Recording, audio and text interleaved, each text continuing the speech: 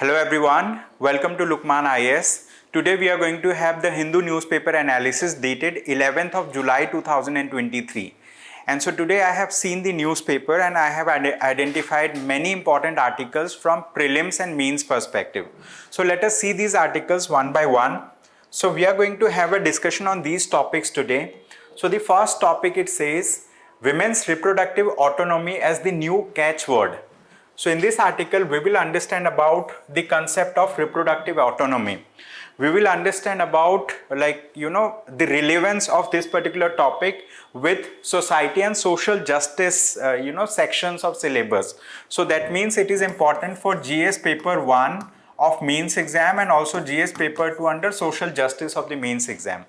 So this topic was there in the editorial section in page number 6 of the Hindu. Apart from this, the second topic is related to science and technology, and in this article we are going to understand about artificial intelligence's disruptive economic impact and India check. So we are going to understand about the recent developments related to artificial intelligence, and we are going to understand how India should respond to the development and growth of artificial intelligence. Okay.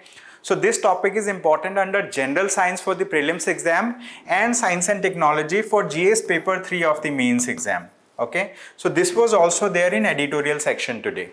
Apart from this, the third topic is related to second moonshot. Okay. So in this article, we are going to talk about Chandrayaan mission. Okay. We are going to talk about Chandrayaan mission 3. Okay. So which is also known as Chandrayaan 3.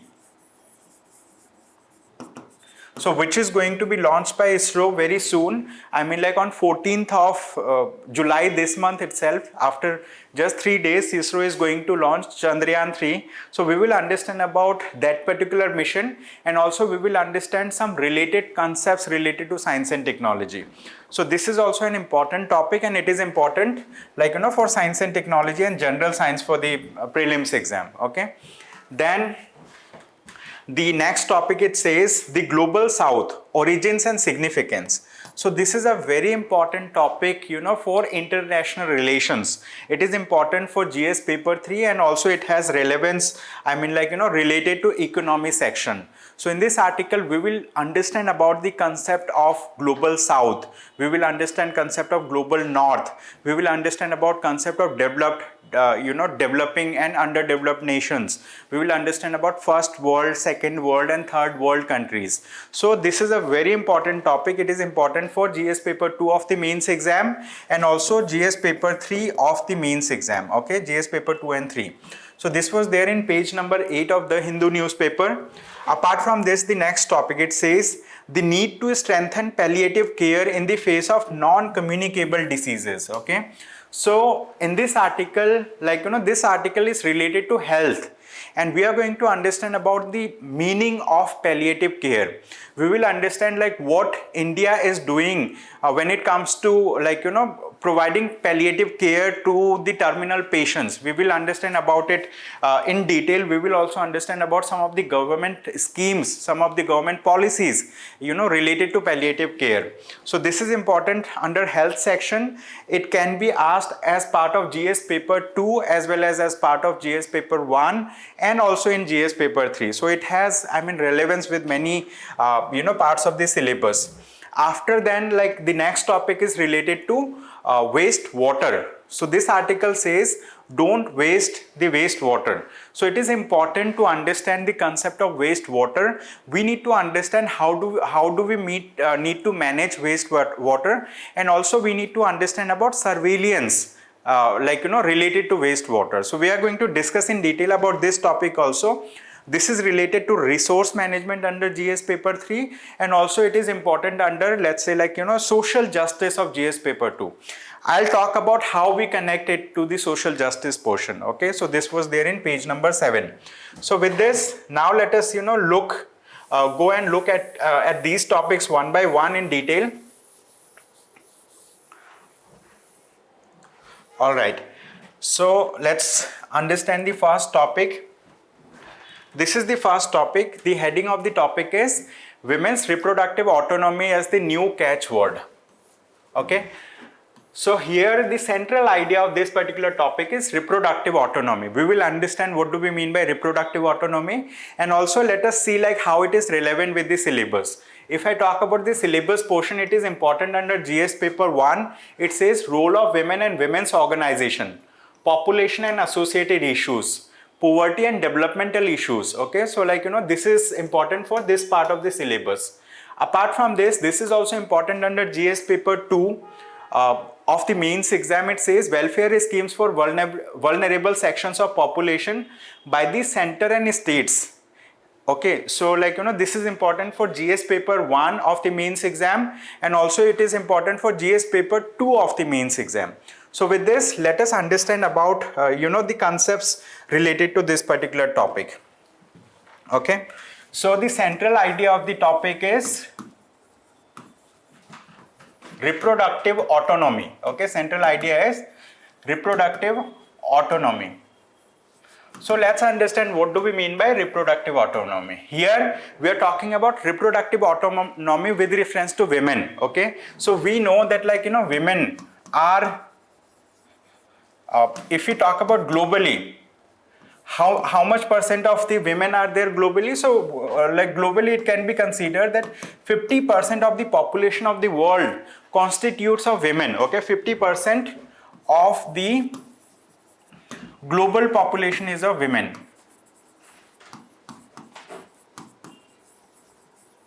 Okay, and at the same time we also know that the society is progressing across the world, and people are talking about, let's say, equal rights for women in all aspects. We are talking about equal rights for women in all aspects, and at the same time not only the equal rights of women is important, but also it is important to understand the inherent right of women, which is right to reproductive autonomy. What do we mean by reproductive autonomy?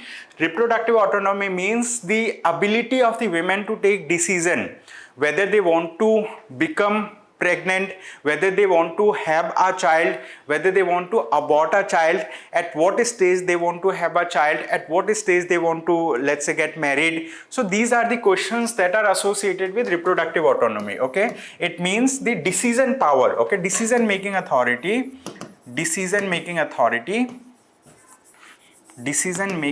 authority or power, right, with respect to their own body. Okay, their own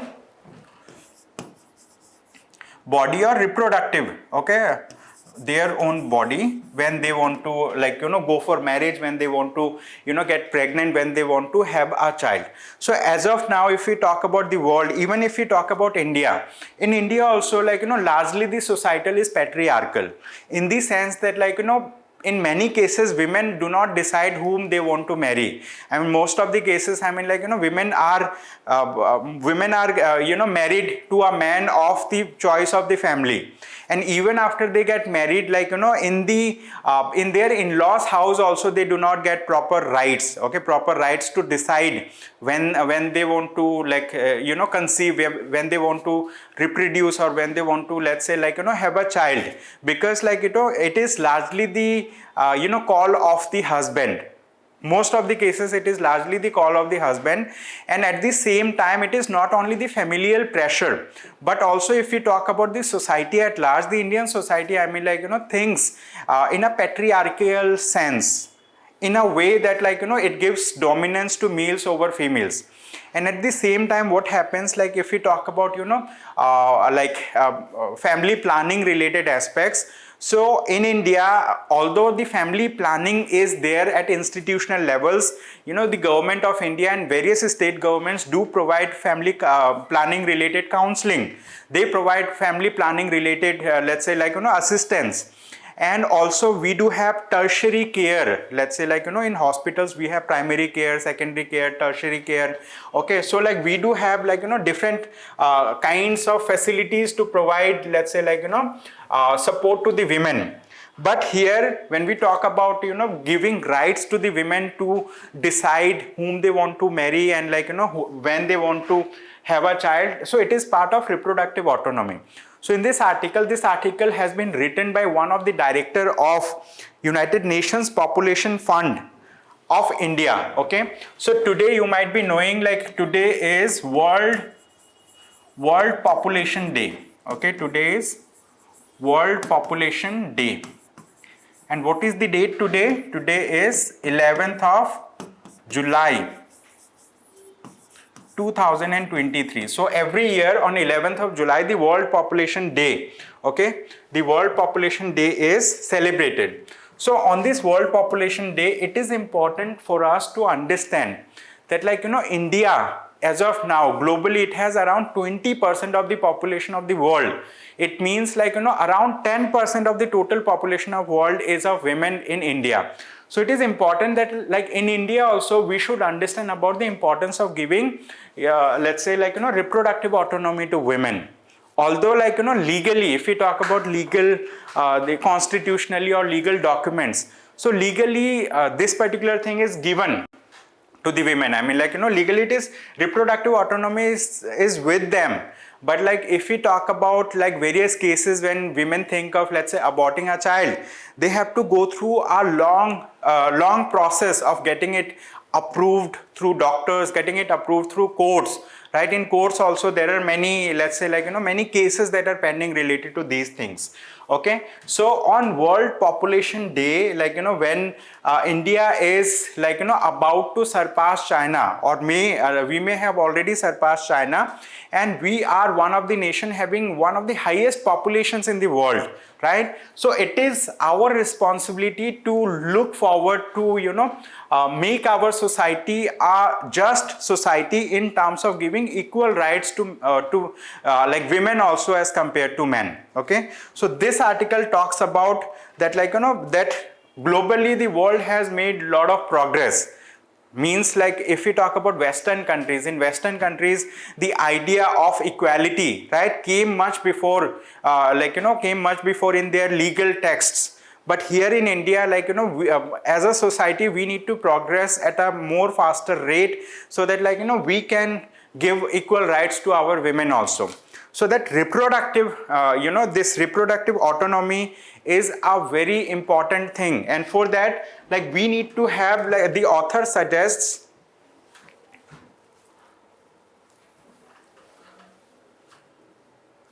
okay,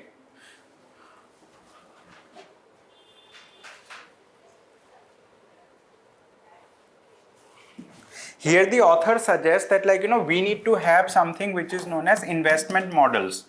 We need to have investment models. What kind of investment models? We need to have a kind of investment model that supports investment for, let's say, like, care for the women.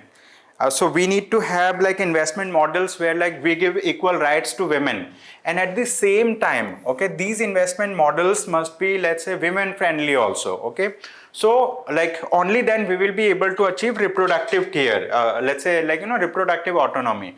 So this article has been written, I mean, like, very well by this author. I mean, like, she's a representative of the United Nations Population Fund, India, and she has talked about women's reproductive autonomy as the new catchword. I mean, like, this is a new word that has been coming in news time and again, and she has talked about the importance of giving reproductive, let's say, autonomy to the women.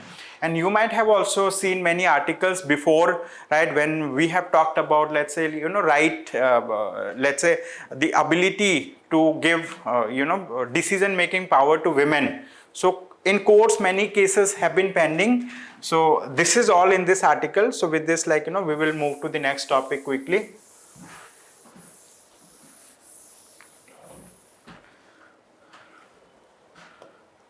Now, let's discuss about this topic. This topic is related to artificial intelligence. Okay, so the heading of the topic, it says artificial AI's disruptive economic impact. Okay, and India check. So in this article, basically, we will understand about, like, newer ways of developments of artificial intelligence, and how India has been responding, and how the world has been responding related to development of artificial intelligence. So this topic is important under general science for the prelims exam, and also it is important for GS paper 3 of the mains exam, that says science and technology developments and their applications and effects in everyday life. awareness in the field of IT, space, computers, and also it is important under Indian economy and issues related to, so this is important for GS paper 3 of the mains exam. So now let us understand about this particular topic, which says AI's disruptive economic impact.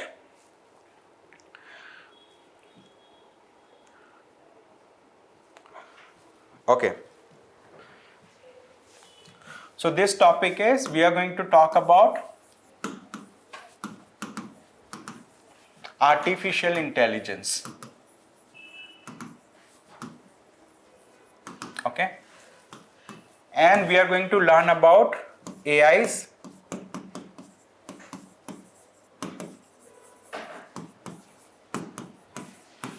disruptive economic impact. So let's discuss about this topic, AI's disruptive economic impact. So we know that artificial intelligence has been there with us for a long time. It has been there with us, and if we talk about 50-60 years back, nobody, none of us might have heard about, let's say, new development in the field of artificial intelligence. That time we used to talk about automation in factories, and because of automation in factories, what used to happen? Because of automation in factories, many people used to get unemployed. Unemployment was increasing. Because why? Because of automation in the factories. But that time the unemployment was of those people who were doing blue collar jobs. What kind of jobs? Blue collar jobs, means who were doing manual work in the industries. So their manual work was overtaken by automation, because these machines, who were automated, they were more efficient, and they were able to do many of the work that were being done by blue collared people. But the artificial intelligence, now we hear about newer ways of artificial intelligence. That includes generative AI, generative artificial intelligence, plus it includes other kind of artificial intelligence also. One example of this is ChatGPT. Okay, one example of this is ChatGPT. The author has talked about this thing. So now with the ChatGPT, the world has now understood it little better, what do we mean by artificial intelligence, because many of us may have used the ChatGPT thing to understand it well. Okay, so this is the thing. So with generative AI, we have seen the emergence of one platform, which is ChatGPT. So ChatGPT has been emerging since then. Now here, if we talk about ChatGPT, many people, soon after ChatGPT came into, let's say, news, or it was launched, many people have started talking about, just a minute,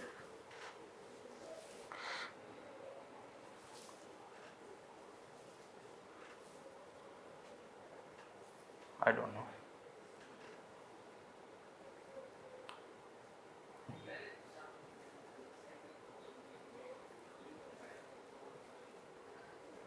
Let it be.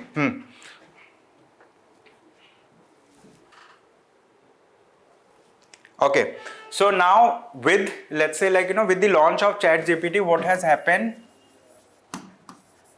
Many people have suddenly jumped into into a kind of race that how do we control ChatGPT. So people started talking about control and regulation of ChatGPT. Okay, regulation of ChatGPT or generative AI. Okay, so we started talking about control and regulation of generative AI. But largely, globally, this author is suggesting that globally many research have been done, and many kind of, let's say, there has been many feedbacks have been taken from the public at large, from the corporations also, and according to those feedback, it has been noticed that the generative AI, this particular thing, has positive impact on the workforce rather than negative impact. Means it largely has positive impact. Okay, largely has positive impact.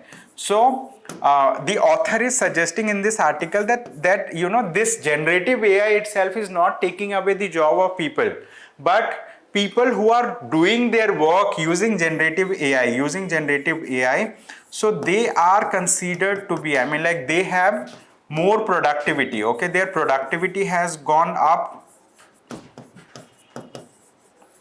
their efficiency in work has gone up, right? Their productivity and efficiency in work has gone up because of generative AI. So in workplaces, those people who are using generative AI, they are more productive, they are more efficient, and they are doing their work, in a much better manner than other people. So people who are using these tools are out competing those people who are not using these tools. So means, like, these people who have adapted, these people who have adapted to the use of generative AI, they are more competitive, and they have the potential of replacing those people who are not using generative AI. So they are saying that generative AI itself is not a bad technology, and also it is not itself replacing people, because in industries also it has been noticed that, like, in many industries including BPO and other sectors, those customer support specialists, like, who were using generative AI, they were able to provide much more support to the customers. They were able to satisfy their customers through their responses, and at the same time these people are let's say, like, liked by their bosses and all. So, like, their efficiency and performance has gone up. At the same time, those people who did not learn how to use this generative AI, so they were lacking behind those people who have learned it. So that's why it is, the author is suggesting that, like, India, like, it is a new technology that has been developed and that is still in the developmental stage. So India should not jump into regulation of this thing first. We should think of, let's say, training our workforce. We should think of training our people and, like, educating them how to use artificial intelligence on their day-to-day life. And also, like, we should promote a culture of research and development in the field of artificial intelligence, so that, like, we can embrace the technology, we can embrace the artificial intelligence related technology. So in this article they have given many let's say, like, they have cited many such reports. Okay, many reports, like one of the report is from it is from this particular thing. Name of the report is Task Automation and Rise in US Wage Inequality. Okay, the two authors commented between 50 and 70% of the changes in US wage structure over the last 4 decades. I mean, like, so in this article itself, the author has suggested many such reports. Okay, many such reports that talk about the positive impact of generative AI. So, like, that's why he has suggested that, like, it should be taken as a kind of opportunity for India for its growth and development. So one of the report was a study by Waterhouse-Coopers, PwC. They have predicted an increase in global GDP by 14%, or 15.7 trillion by 2030 due to ongoing technological advancements in AI. Means, if we are doing technological advancements in artificial intelligence, it is also leading to global GDP growth. Okay, it is leading to global GDP growth. Okay, because of let's say ongoing research and developmental activity. So many people across the world believe that, like, it is going to give some boost to the GDP, but however some people suggest that, like, it itself is not going to, let's say, like, give those things, but it is going to, let's say, make people more efficient, and, like, those people are going to help or assist in growth of the GDP. So these are the things. I mean, like, this is a very important work. So one of the like, article is Generative AI at Work. So, I mean, conducted by Massachusetts Institute of Technology, MIT. So they have showed that, like, this tool boosted work productivity by 14%. I mean, it does have the potential of increasing the work productivity, and it has the potential of increasing the global GDP also. So the author is saying that, like, now India should think of how we can, let's say, like, how we can focus on education and training our youth for artificial intelligence, for development of artificial intelligence and also usage of artificial intelligence. So this is all in this article. You need to read this article to understand about this thing. So it was kind of, let's say, like, they have used data from different reports, data from different studies to let's say, like, to give weight to their saying. I mean, like, they say, with artificial intelligence becoming an integral part of the global economy, so India should focus on educating and training in AI rather than on its regulation. So now we should focus on training and education in artificial intelligence rather than regulating. So we can regulate also at a later point, but like we should focus more on education and training part. Then we have the third topic for the day. It says second moonshot. Okay, second moonshot. So second moonshot means this is a topic which is relevant from science and technology section. So it is important for prelims under general science and for mains under science and technology developments and their applications in everyday life. Achievement of Indians in science and technology, indigenization of technology. Okay, so like we have developed new technology and we are going to launch what? We are going to launch Chandrayaan 3. So Chandrayaan 1 was a failure, and recently Chandrayaan 2 in 2019 ISRO has sent Chandrayaan 2, and there what has happened, I mean, like, it was a semi-successful mission. I would say, like, it was not a completely success, it was not a complete failure, but it was a semi-successful mission. Why it was a semi-successful mission? It was because of many reasons. One of the reason is, like, now let's understand about Chandrayaan 3. Okay, so we will understand about Chandrayaan. So basically what we do, like, we want to, let's say, from Earth, here moon, like we want to send a satellite. What is the purpose of this particular satellite? The purpose is, like, it is going to, let's say, like, land on the surface of the moon.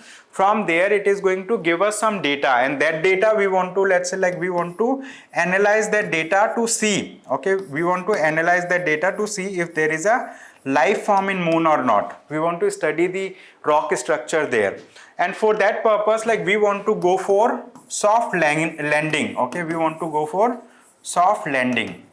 So last time when Chandrayaan 2 was sent, okay, last time when Chandrayaan 2 was sent, what has happened?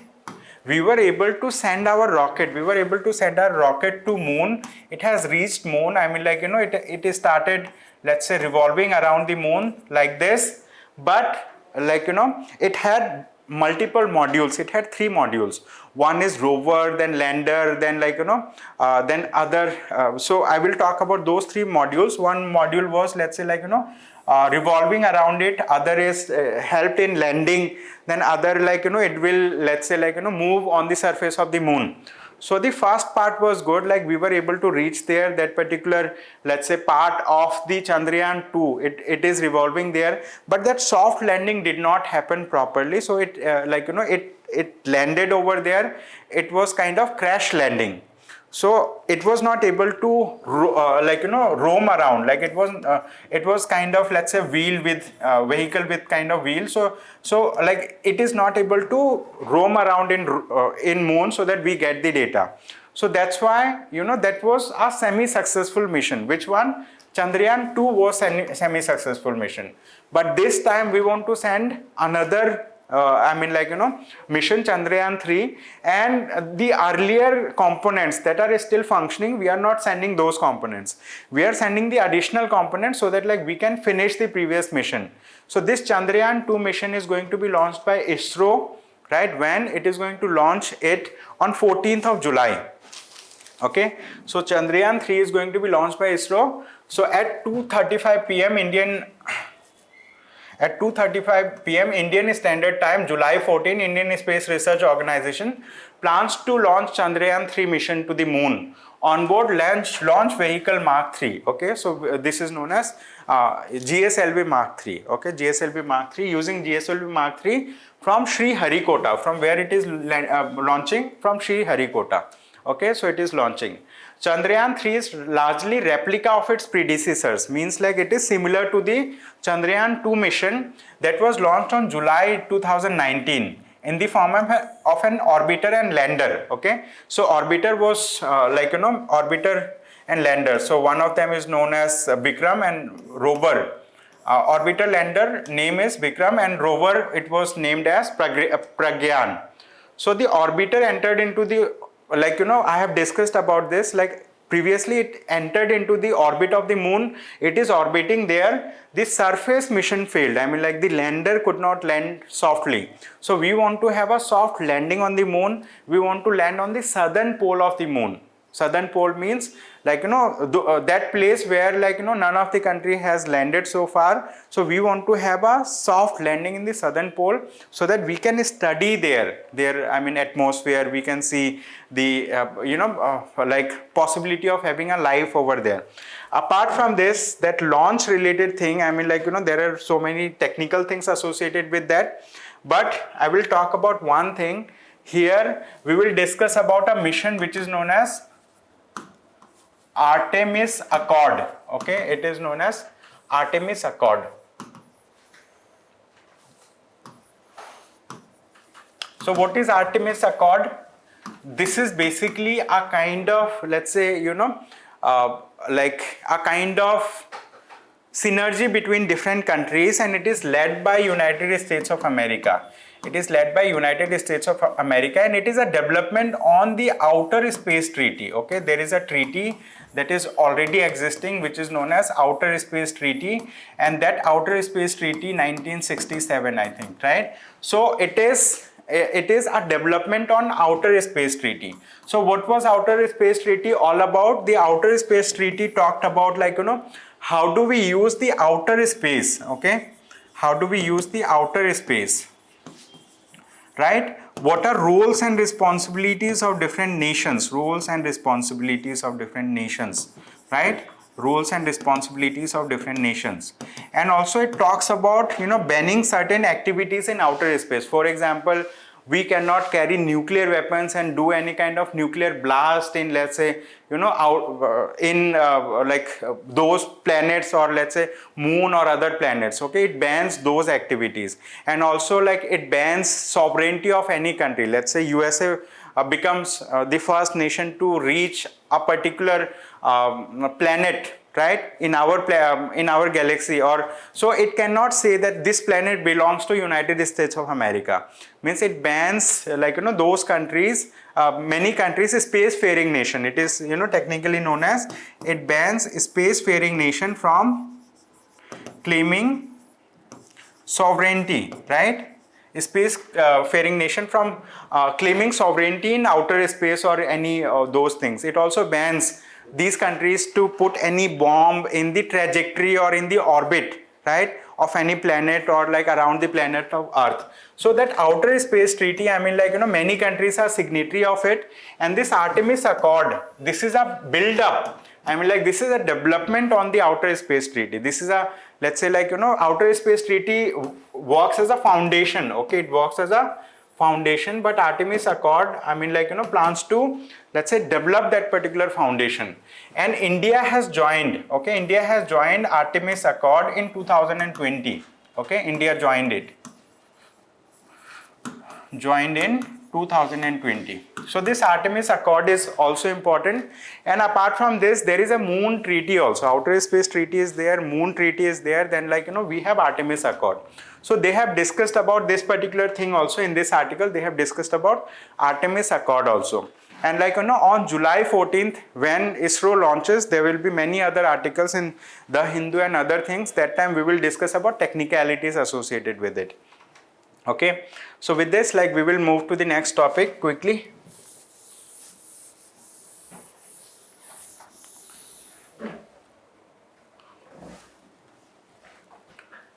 Now, this topic is very important. It says, in this topic, we will understand about the concept of Global South, origins and significance. Okay. So this topic was there in text and context page in The Hindu. So this is important for GS paper 2 of the mains exam under international relations. And so we will understand about this topic. What do we mean by Global South? Okay, Global South means this terminology comes once in a while in newspaper or in many other sources that we read. So global south, talks about a group of nations. Okay, global south talks about a group of nations that share some common characteristics. Okay, so we will discuss about them. We'll discuss about them here, that concept. So this article is very important. Here we are going to understand about the concept of global south. So let us understand what do we mean by global south. And global south means it comprises of all those countries that share some common characteristics. What are those common characteristics? The common characteristics are these countries are poorer, right?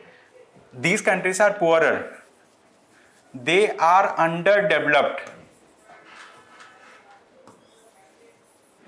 These countries are poorer, these countries are underdeveloped, and so this is one of the characteristic of global south. Apart from this, okay, these poorer, underdeveloped, and they have similar characteristics. And let's say like human development is also very less. Human development means like people are living a poor kind of lifestyle in these countries.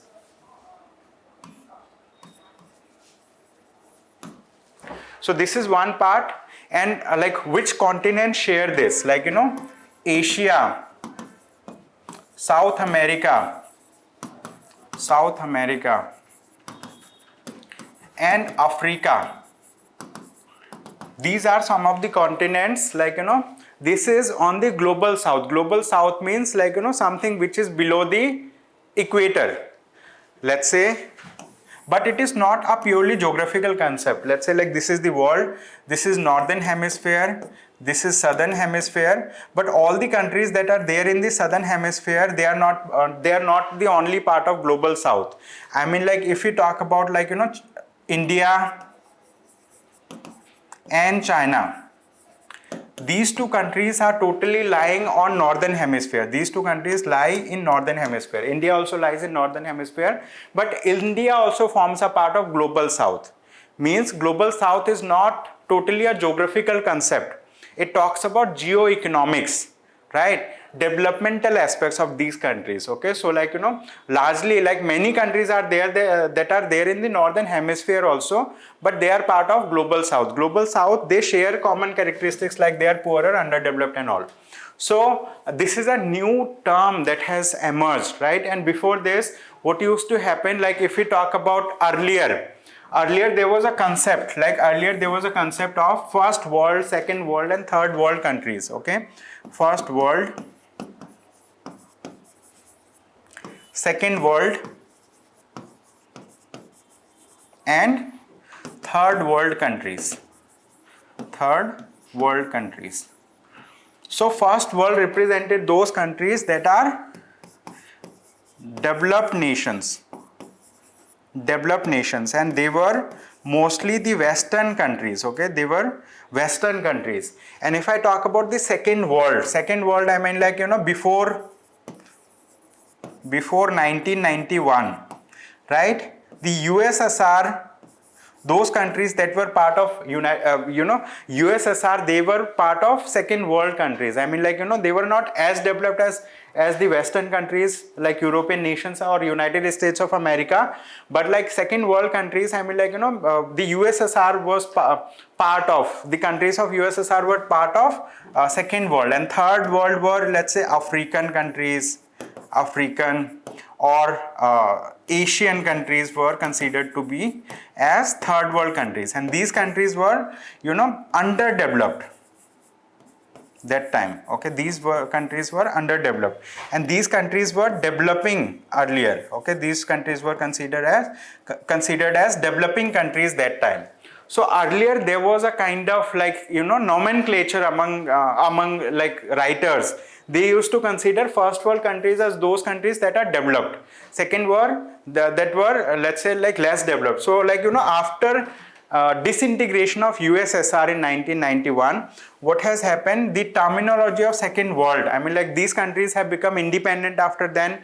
Russia emerged as the largest country from there. So the usage of the second world, this word, declined. With the declining phase of usage of second world name, then third world also started, its usage also started declining. Okay, the usage of third world also started declining. Why? Because the second world did not exist any further.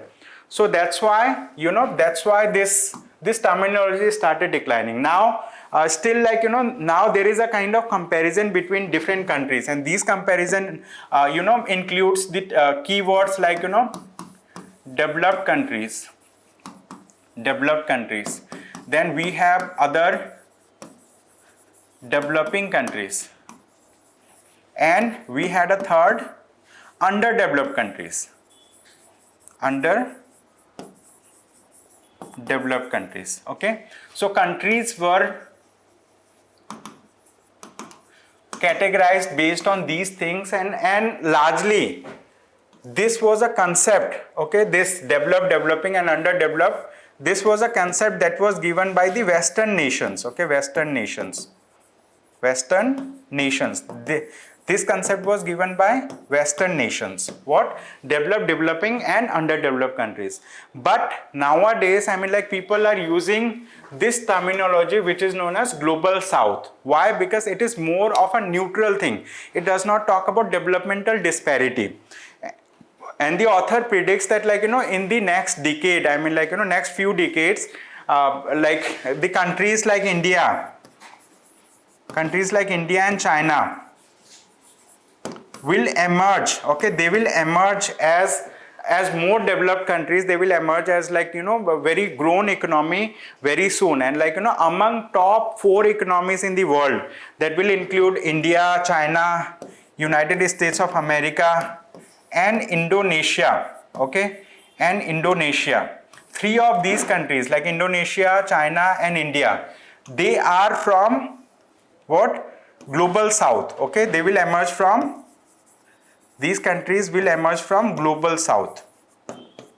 So this is what the author is saying. The author is saying that nowadays people do not use the terminology like first world, second world, third world, right? And also, like, people started using these words very less, because, like, this is a Western nations concept: developed country, developing country, underdeveloped. So global south and global north. Global north means it includes all those countries that are more prosperous. For example, it includes the United States of America, the European Union, and also Russia. These countries are considered to be the global north, and other countries are considered to be part of global south nations. So, like, this topic, the topic that we have just discussed, it is a very good topic. Like, it talks about, let's say, different terminologies that are being used. And whenever you are writing a question related to international relations, when you have to compare, like, developmental stage of different countries, so you can use the keyword global south. So in this article, the author has discussed about origins and significance of this particular topic. Okay, so with this, like, we will move to the next topic quickly. This is again a very, very important concept. Okay, so we will be a little quick in covering this thing. So it says the need for strengthening palliative care in the face of non-communicable diseases. Okay, so in this article we will understand what is palliative care. We will understand, like, how many need palliative care. Is there a palliative care program? What are the gaps in the guidance? Is palliative care accessible?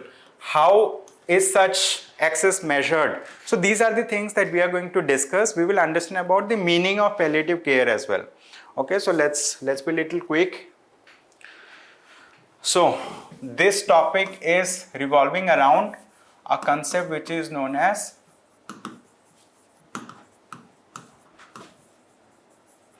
palliative care. So generally, if we talk about this particular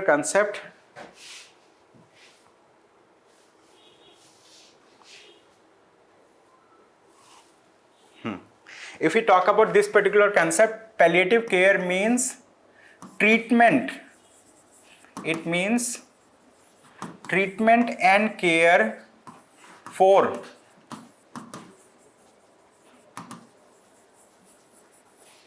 terminally ill patients. Okay,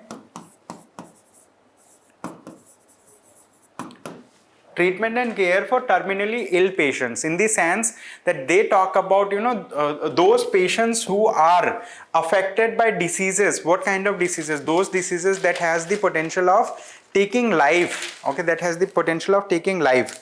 For example, these includes, like, these diseases include cancer, diabetes, cardiovascular diseases, and stroke.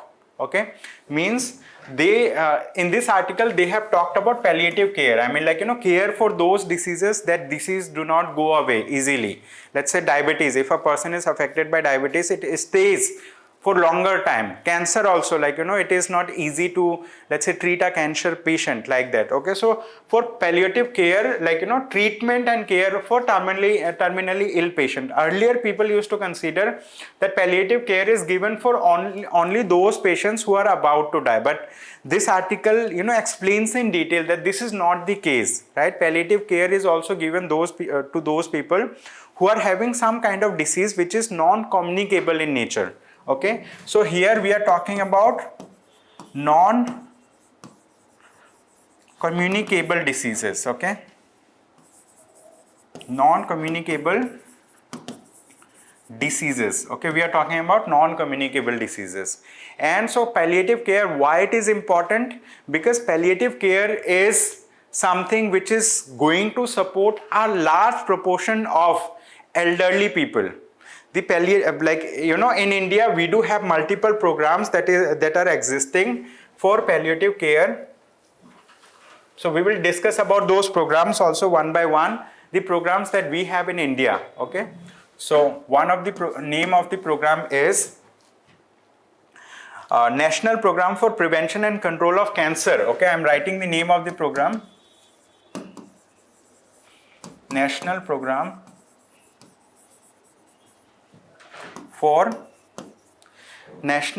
for Prevention and Control of Cancer. For prevention and control of cancer. Okay, cancer, diabetes and cardiovascular diseases, diabetes,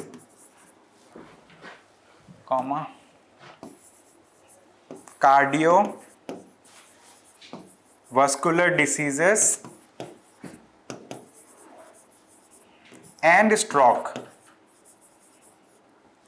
This is one of the program that we had earlier. Okay, it is known as NPCDCS. NPCDCS.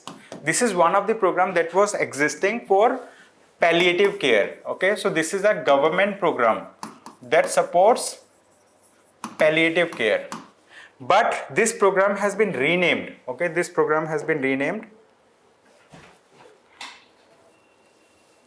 This program has been renamed by the government, and now, like, we have another program, and name of this particular program is, like, it is now known as a National Program for Prevention and Control. I'm just writing that program name also.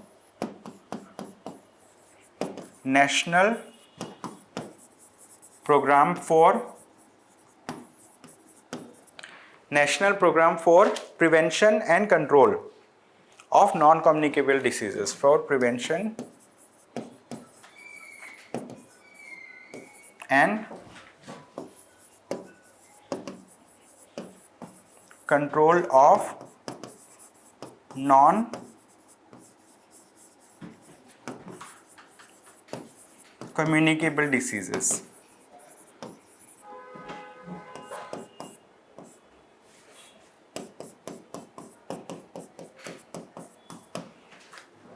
So this is the name of the program that is existing, National Program for Prevention and Control of Non-Communicable Diseases. So this is one of the program that is running, but this program also, like, they give more importance only to cancer. I mean, like, only to cancer treatment, but only cancer treatment is not, does not encompass the entire palliative care. So the author is saying that as of now there is skewed means there is narrow focus on one portion of the palliative care. Palliative care includes like, caring the patient for diabetes, for stroke, for cardiovascular diseases. These diseases are known as non-communicable diseases. The author is saying that the government should focus more on a holistic, let's say, understanding of the palliative care, and also giving holistic care and support. Here in this article, the author has talked about that although in India we have many non-governmental NGOs, non-governmental organizations, many NGOs are working towards supporting elderly for palliative care, but their ability to support the patients is very less, because they have very less funding with them, as compared to their ability is less as compared to the government, because government has more resources to support such a kind of program. So the author suggests that the government should focus more on providing palliative care. And also the author has highlighted one important aspect, that palliative care is not needed only by the elderly people, because many cases elderlies are part of this particular thing. They are, let's say, like they suffer from one or other diseases, but at the same time there are many younger people also, and many of these younger people may have these kind of diseases. Let's say, like they may have heart problem, they may have diabetes, they may suffer from a stroke, they may be having cancer. So the palliative care should be age independent. It should not only it should not only think about, let's say, providing palliative care only to the aged people, elderly people. They should also think of providing palliative care to the younger generation as well. And the author has suggested that even in institutional facilities like government hospitals, even like many people are unaware, let's say like those people who are working in governmental facilities in primary and secondary care, so they are also unaware about the term palliative care. What do we mean by this, right? They are unaware about like how people are supported through palliative care program. So that's why the author talks about the generation of awareness and support from the government sector, so that we can strengthen palliative care in the face of non-communicable diseases in India. Okay, so this is a very important topic. It's related to health, and this is one needs to read this article, right? After listening my discussion also, you can read this article, because it will help you to understand about many other things associated with palliative care. So with this, we are left with only one topic, and I'll be little quick in this topic, right? So this topic says, don't waste the wastewater. Okay, wastewater, we know, the water that has been wasted or that is not directly used for human consumption. Okay, a kind of, let's say, if you wash clothes, after washing your clothes, let's say the water that is remaining, so it can be considered as wastewater. And wastewater can be in different forms, and if we do not treat wastewater properly, so this can become a source for, let's say, many kind of epidemics and diseases. And in this article, the author has given an example that in 1854, in the year 1854, there was a British person, I think, he was affected by cholera. And after then he started searching for, what is the source of that particular disease. And lately, he came to know that there was a hand pump, and in the hand pump there were some kind of, let's say, wastewater, and from that wastewater, it has led to spread of cholera. So he was able to identify the source of that particular disease, from where it is coming. So that's why the author is suggesting about surveillance. Okay,